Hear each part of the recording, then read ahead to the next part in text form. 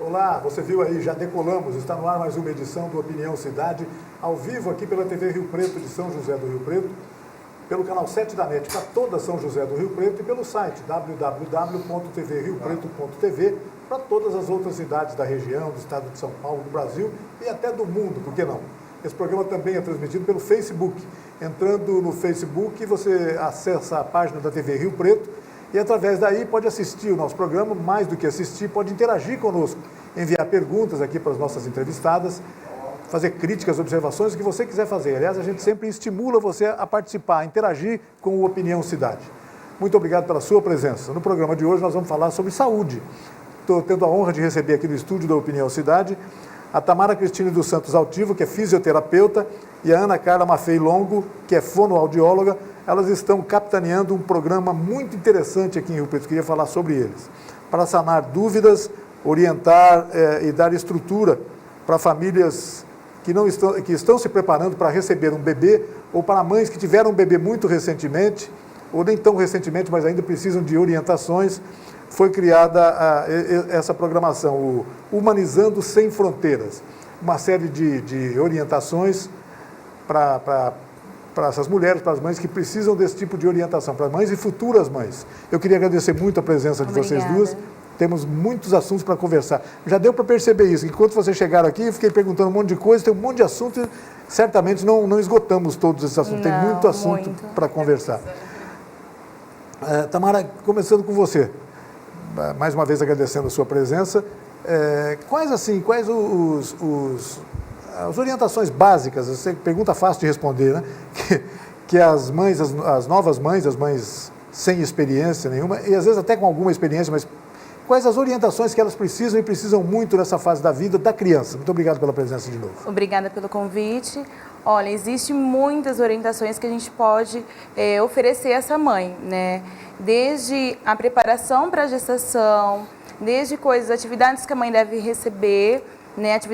Exercícios físicos que a mãe deve fazer, orientações nutricionais, orientações em posicionamento que essa mãe deve ter. E orientações também para o parto, né? Quais os tipos de parto, o que a mulher pode fazer e pode contribuir na hora do parto. Orientações de coisas que podem ocorrer durante o parto e também no pós-parto, como a amamentação, como essa mãe pode amamentar o filho, como é o puerpério, que é uma fase que a gente fala assim, que pior do que parir, né, mais difícil que parir, é mais difícil estar cuidando do bebê, porque existem muitas dúvidas, muitas queixas dessas mães, né? Então a gente tenta orientar essas mães em todos os aspectos da vida da criança e dessa nova fase da vida. Então, deixa eu fazer uma pergunta que eu considero básica para a gente começar a nossa conversa. Sim. O parto normal é sempre a melhor opção ou há indicações em que a cesariana seja necessária? Como é que é isso? Sim, a gente sempre orienta, sim. Eu gosto muito de falar do parto humanizado, seja ele normal ou cesárea. Tá. Tanto para a mãe ou como para o bebê, o melhor seria o mais natural possível. Então, a gente diria que seria o parto normal, né? Porém, há sim exceções, há necessidade sim da cesárea. Então, a gente nunca pode falar que o parto normal a qualquer custo, né? Que obrigatoriamente tem que ser o parto normal. Por mais que o parto normal tem muitos benefícios para a mãe e para o bebê, né, muitos dos casos, a cesárea é necessária. Essa é uma palavra do médico, né, do obstetra, enfim. Sim, muito importante isso, né? Sim, a gente sempre trabalha com os obstetras também, porque a gente fala que o médico, ele tem que também dar uma informação de qualidade. E graças a Deus, aqui em Rio Preto, existem alguns médicos que têm dado informações de qualidade e verdadeiras informações, né? Por exemplo, o bebê que nasce de parto normal, só na hora do nascimento, ele pega as primeiras bactérias que ele vai ter contato, vai ser aquelas bactérias da mãe. Quando é na cesárea, as primeiras bactérias que o bebê capta ali as bactérias do hospital, do ambiente hospitalar. Sim. Então, assim, a gente sabe que no hospital, por mais que tenha uma maior higiene, existe várias bactérias. Existe, exato. Então, esse risco existe. Outro benefício do parto normal para o bebê, quando o bebê passa no canal vaginal ali, todo o excesso de líquido que está no pulmão do bebê, ele acaba se expelindo. Então, o bebê, muitas das vezes, não precisa de fazer toda aquela limpeza nasal, né, que é feita na cesárea. Então o bebê ele tem uma respiração um pouquinho mais fácil, mais maturada, vamos dizer assim, na hora do nascimento, né, do que na cesárea. Né? Fora assim os benefícios, outros benefícios para o bebê, benefícios para a mãe, como da recuperação, né? Ela consegue ter às vezes um contato mais fácil, mais rápido ali depois do pós-parto com o bebê, né, do que na cesárea. Mas em muitos casos, obviamente, precisa realmente de cesárea, né? Dá certo. Ana, deixa eu cumprimentá-la, agradecer a sua presença, né? Imagina. A Ana é fonoaudióloga, né? E isso já despertou uma curiosidade, mas o que uma fonoaudióloga pode ajudar num momento de parto, de gestação, de início da gestação, etc. Tem muita coisa para fazer, né? Tem bastante coisa. Assim, até na gestação a gente sempre orienta, a mãe está conversando com o bebezinho, né? Porque isso já foi comprovado que o bebê reconhece a voz da mãe após o parto, né? Quando é formada a audição. Então tem todo esse vínculo da mãe já desde o ventre, né? Desde a barriga. E depois no nascimento, já nas primeiras horas de vida, a fonoaudióloga pode estar entrando para fazer o teste da linguinha, né, que é um teste novo, onde a gente diagnostica a linguinha presa, onde vai auxiliar e ajudar bastante a mãe na amamentação e depois uma futura fala errada da criança, que às vezes a mãe não descobre, não sabe o que é, vai ver a língua presa. Então, esse teste é feito, realizado nas primeiras horas de vida. E auxiliar também na amamentação, né? O bebê está pegando certo, pegando correto, está deglutindo certo, corretamente. Então, a fonoaudióloga entra nesse momento, né? Para auxiliar a mãe e ajudar no momento difícil, né? Da amamentação. De muitas dúvidas, muitas dúvidas, medo, né? De sentir dor, do bebê não mamar, de não descer o leite, do leite ser forte ou não. Então, a gente já sabe isso, graças a Deus, hoje em dia, está no mundo inteiro, né? Todo mundo falando sobre o aleitamento materno, que é o melhor. As pessoas estão mais conscientizadas em relação a isso. Conscientizadas, bom, isso. Né? Graças a Deus, isso já vem vindo todo ano, cada ano que passa, mais informação que a mulher tem, né, com o leite materno, que é uma coisa saudável, de graça, e ela pode dar a qualquer momento para o seu filho. Eu estava brincando aqui com a Ana, antes da gente entrar aqui no ar, falei, bom, a presença da fonoaudióloga não tem nada a ver com o fato da criança querer dizer papai ou mamãe na sua primeira fala, né? Embora os papais e mamães vão se esforçar para que cada um se esforçar para que ela diga a palavra deles, né? Isso, mas é uma estimulação, uma fonoaudióloga entra até um preparo antes, né? Com a amamentação ela vai estar desenvolvendo todos os órgãos, né? A musculatura, para se preparar para a fala, né? Então é importante nisso também, né? Então a fono já está preparando o bebezinho recém-nascido para uma fala boa, uma mastigação, deglutição, lá na frente também. Papai é mais fácil de falar do que mamãe ou é difícil? Todo mundo fala brigar e falou papai ou falou mamãe. Mas depende da criança também, claro, né? De um modo geral, a criança começa a falar a partir de quantos meses de idade? Olha, tem criança, a gente espera de 1 ano e 2 meses. No começo é o gugu, dadá. Sim, tem os balbucios, né? Que balbucia lá com seus 5, 6 meses. Então, vai aumentando, né? Mas a criança tem até uma explosão de fala com uns 2 anos. De repente a mãe fala assim, meu Deus, meu filho está com 1 ano e 2 meses, 1 ano e 3, não está falando. Não precisa se preocupar com isso. Tem que assim, ter aquela atenção de ter feito o teste da orelhinha também, que é uma fonoaudióloga que faz, né? Que esse teste também já é bem antigo, não é recente como o teste da linguinha. Tem problemas auditivos, auditivos, né? isso. Pode impedir que ela venha a falar, porque se ela não está ouvindo, ela não vai falar. Isso. Então ela vai ter as primeiras palavrinhas, mas não está falando frase completa. Então até os 2 anos tem aquela explosão, onde a criança começa de repente a falar tudo de uma vez, né? E nunca mais vai parar depois. E nunca mais vai parar. E a mãe fala, fica quieta.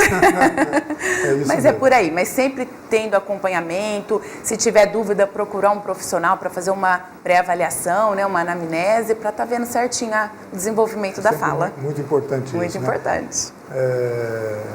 Tamara, em relação ao primeiro banho, eu sei que tem muita preocupação das novas mães, por exemplo, em recorrer às avós da criança para ajudá-la no primeiro banho, que é uma coisa muito complicada, muito difícil, a criança é muito difícil de ser mantida ali, etc.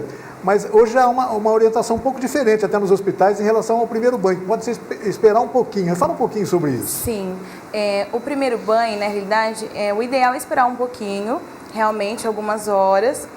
Tem mãe que deixa até para dar 24 horas depois, mas assim, o ideal é esperar umas 6 ou 7 horas, porque existe uma camada no bebê a hora que ele nasce, parece um talquinho branco, aquela sujeirinha, ele chama vértice, né? E aquela sujeirinha, ela ajuda na proteção e ainda na maturação daquela pele daquela criança.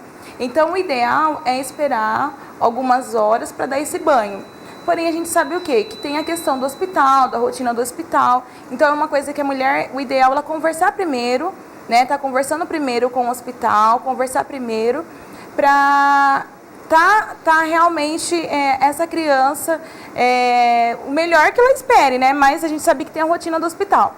Então, assim, aí tem a questão de quando vai para casa, né? Quando a criança vai para casa, aí tem a ajuda da vovó, né? Do vovô, do marido, da vizinha, da amiga. Todo mundo quer ajudar e opinar. Palpite. E assim, cada dia se descobre coisas novas. Então, às vezes, a orientação da avó é de um jeito, da manhã é outro. Então, o que a gente geralmente sempre trabalha é o quê? A gente trabalha acima de, sempre com artigo científico, desde aquilo que a gente está vendo que realmente é o ideal, e a gente orienta para essa mãe, né? E é claro que a mãe fica, né, a critério, né, de escolher nossas orientações e juntar, somar com o da avó, porque também as experiências da vovó sempre vêm a calhar, né? Em muitos casos são muito úteis, né? Sim, são muito úteis, assim. Não podem ser desprezados. Não, nunca desprezado. Ana, em relação à alimentação no início, né? Criança, seja a amamentação, seja a natural, ou seja através da mamadeira, etc. Tem todo um ritual que deve cercar isso, né? A história de segurar a criança em determinada posição para que ela provoque um arroto, né? É isso mesmo? Como é que é isso? Isso. Deve ser feito assim? Como é que é isso? Isso. Assim, a gente tem a mãe, às vezes, normalmente chega a amamentar o bebê ou no peito ou na mamadeira, a gente percebe, e vai chacoalhando, né? O bebê e chacoalha, tudo. É um momento que a mãe está ali preparada, querendo que a criança aconchegue, pare de chorar, mas nem sempre é o adequado. Então, sempre uma posição, quando a mãe vai amamentar, confortável para a mãe, principalmente aquelas que estão amamentando no peito. Por quê? Porque são várias horas, vários momentos que ela fica com a criança, que vai dar o peito. Então, sempre procurar uma posição mais confortável, ou no sofá, na poltrona, para ela estar com a coluna, com o corpo reto, corpo certo, e sempre a posição do bebê voltada para a mãe, né? A gente sempre fala barriga com barriga, né? O bebê tem que estar voltado, virado para a mãe, entendeu? Uma posição correta, pegando todo o bico, toda a areola para não machucar, né? Então, sempre essa posição. Mesmo quando está na mamadeira, tentar fazer esse vínculo. Por quê? Porque é aquele olhar da mãe para o bebê, né? Então, mesmo na mamadeira, fiquei impossibilitada de amamentar meu filho, ou então já desmamou, fazer isso também, né? Essa posição confortável, por quê? Porque aumenta o vínculo da mãe e bebê. O indicado para amamentação no peito é até que idade? Que todo mundo sempre fala, né? A saúde sempre mantém até o 6º mês de vida. Isso. Exclusivamente, isso. Certo. Até o 6º mês de vida, depois vai introduzindo, né, com a ajuda da nutricionista, do pediatra, a papinha, tá? Então, até o 6º mês não precisa de água, de outro alimento, de outro complemento, só o leite materno. Essa é uma pergunta de muitas mães, né? Vivendo, por exemplo, numa região quente como a nossa, fala, mas meu filho não bebe água, não tem que beber água? Não tem, né? Não, porque assim, o próprio leite, ele já tem os nutrientes suficientes para o bebê. Claro, inclusive né? a água. Inclusive a água. Então já tem todas as vitaminas, todos os nutrientes que o bebê realmente precisa. É claro que às vezes surge alguns... a gente fala assim, algumas dificuldades da mãe, às vezes amamentar, alguns probleminhas às vezes que ocorrem na mãe, na mama, né? Às vezes na descida do leite, às vezes pouco leite a menos, né, do que a criança às vezes precisa. Então às vezes precisa de auxiliar no complemento. Ou o bebê também que é muito com baixo peso, então às vezes ele não tem força para sugar, fazer a sucção do leite. Então às vezes no início, às vezes precisa de um complemento. aí depois vai ficando só exclusivamente do leite materno. A história de leite fraco, leite forte, leite suficiente, Não normalmente não tem existe. isso. Não existe isso. Não existe leite fraco, nem leite forte. O que existe, às vezes, uma pouca quantidade de leite, mas insuficiente, mas assim, na realidade, a mãe produz quantidade de leite suficiente para aquele bebê. Às vezes, por falta de sucção do bebê, porque quanto mais sugar, mais leite vai produzir. O corpo, ele é muito inteligente. Então, o que ele entende? Quanto mais o bebê sugar, mais vai produzir leite. Exato. Aí, é uma maneira de defesa também do corpo, para a hora que o bebê parar de amamentar, o leite não produz mais. Né? Então, o que acontece, às vezes o bebê é bem pequenininho, baixo peso, às vezes ele não consegue ter uma forcinha, então a mãe tem que dar uma auxiliada, às vezes modificar alguma posição, ter uma prega legal para ajudar esse bebê a, quanto mais crescer, e a mais mamar. Namara, uma boa solução aí para as mães nesse caso, né, que tem um baixo consumo, vamos dizer assim, a criança que exige pouco, né, é fazer doação de leite humano para o banco de leite humano. Isso é muito importante, pode ajudar muita gente. Né? E é um trabalho maravilhoso feito aqui. Sim, o Banco de Leite faz uma orientação muito legal. Eles trabalham com um trabalho muito bom mesmo, em toda orientação. Então, toda mãe que tiver alguma dificuldade, toda mãe que tiver algum probleminha, tivesse, eu tô sentindo o peito meio durinho, ou tô sentindo uma febre, ou meu bebê não está mamando direito, ou tô achando que meu bebê não está ganhando muito peso, pode ir lá no Banco de Leite, eles vão orientar. E aí, se precisar, eles vão orientar para o pediatra, para você levar no pediatra. Mas o Banco de Leite faz um trabalho muito legal mesmo. A gente sempre insiste numa questão, né? É muito importante consultar os profissionais envolvidos na área, seja nutricionista, seja fisioterapeuta, seja médico, né? Sim. O Dr. Google não costuma ser muito eficiente nisso, então é bom conversar com as pessoas que realmente estejam envolvidas com isso. Né? O Dr. Google, às vezes, acaba sendo um problema na vida das pessoas. Porque é muita informação e nem sempre é informação de qualidade. Exato. Então, a gente tem que estar sempre, assim, atento às qualidades, às referências de onde está vindo essa orientação. E, então, assim, tá selecionando, né? Na dúvida, sempre procure um especialista no assunto. Sempre procure um médico, sempre procure um especialista, que ele vai te orientar da melhor forma possível. Rio Preto existe hoje uma estrutura de saúde muito eficiente, né, muito diversificada. Sempre vai encontrar alguém que possa, em todas as faixas de renda, todas as rendas, as faixas sociais, pode recorrer a isso. Vai ter gente que vai informar a informação precisa e correta que precisa, né? Sim, hoje existe profissionais capacitados para todas as áreas, né? Todas as áreas da saúde e para todas as classes sociais. Então, assim, falta de informação não vai ter, né? Então, assim, é realmente falta de informação quem realmente não quiser.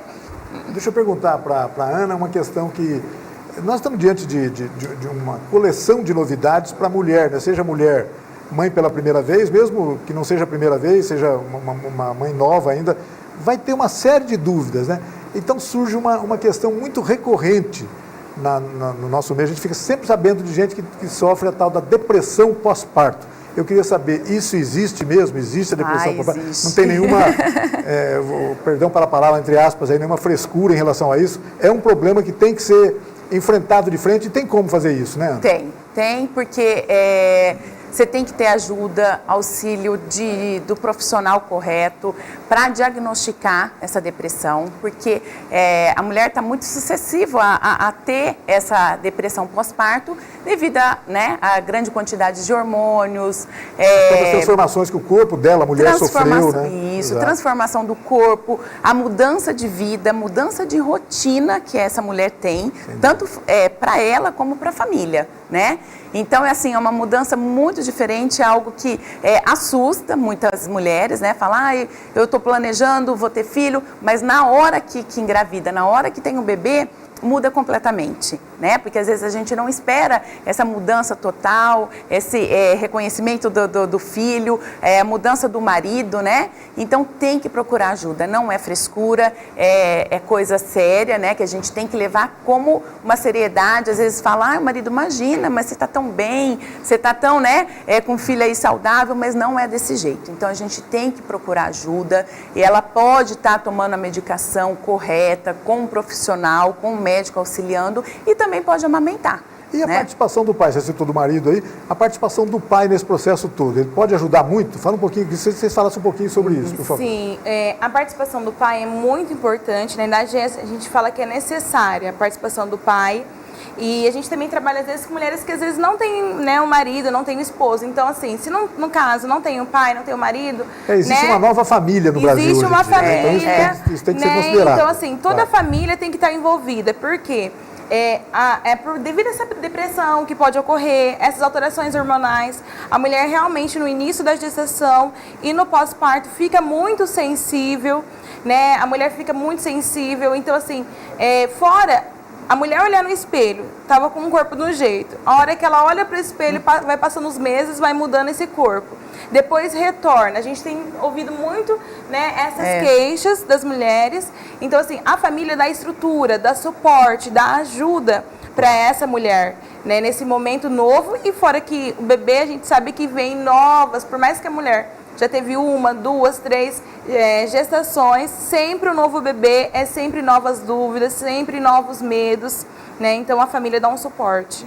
Isso é muito importante, né? Com certeza. Bacana falar sobre isso. Bom, na verdade, devemos falar aqui sobre esse evento o Humanizando Sem Fronteiras, que as inscrições já foram iniciadas na última sexta-feira, né? Então eu queria que vocês comecem a convidar as pessoas, as novas mães, futuras mães, pessoas de certa forma interessadas nisso, podem participar, é absolutamente aberto, né? Não tem custo nenhum. Sim. É uma realização do IELAR, em conjunto com outras entidades, etc. Nós estamos vendo aí algumas imagens. Queria que vocês falassem um pouco sobre isso e convidassem as pessoas. Quem é que pode participar? Tá. Quem são essas imagens? Quem são aí? Aí somos nós, a equipe que estamos trabalhando, uma reunião que a gente fez. Tem uma das gestantes também, né? Uma gestante que trabalha com que também está no projeto. E assim, esse projeto ele é aberto a todas as mulheres, a todas as gestantes, a todas as puérperas, né, as mulheres que estão passando no pós-parto. É aberto também às mulheres que são tentantes. Então, como que vai funcionar? Terá cursos e atendimento. Cursos serão 3 módulos, o módulo para gestante, o módulo no pós-parto e o módulo para quem está planejando, né, ter uma família. São grupos diferentes? São grupos diferentes, com assuntos pertinentes a cada grupo. Claro.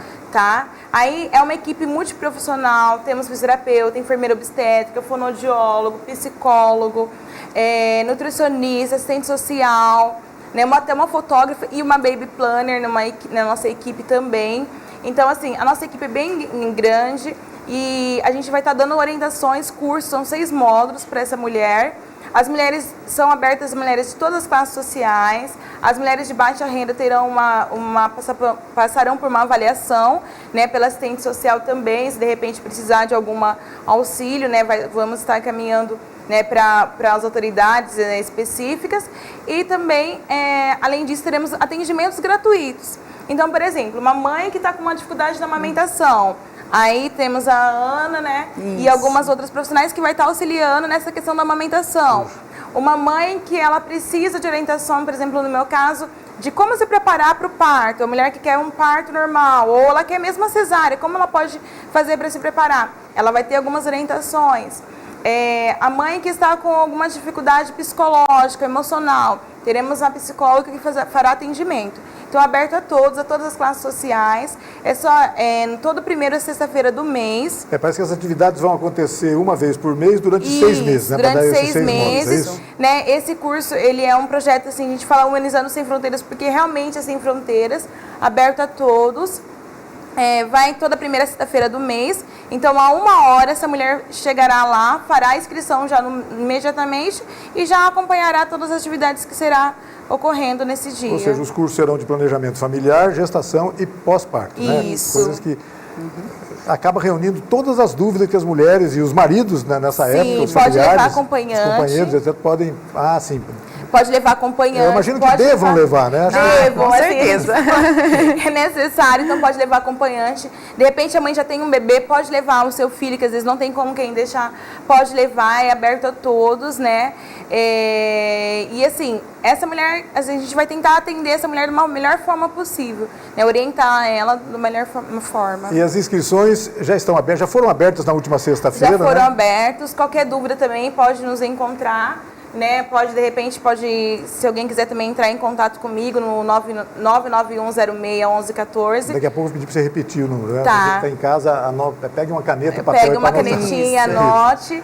Então pode entrar em contato com a gente também para pedir E essas orientação. inscrições no IELAR, no Hospital IELAR, né? Aqui em São José do Rio, na entrada pela Rua Martim Gonçalves, vocês estavam me dizendo, é isso? Isso, pela entrada Martim Gonçalves, na lateral, pode ir na guarita e pedir a informação lá na guarita. O hospital fica na Luiz Antônio, mas ao lado tem a Martim Gonçalves. Sim, nessa entrada ali é mais adequado fazer inscrição por ali. Isso, por ali.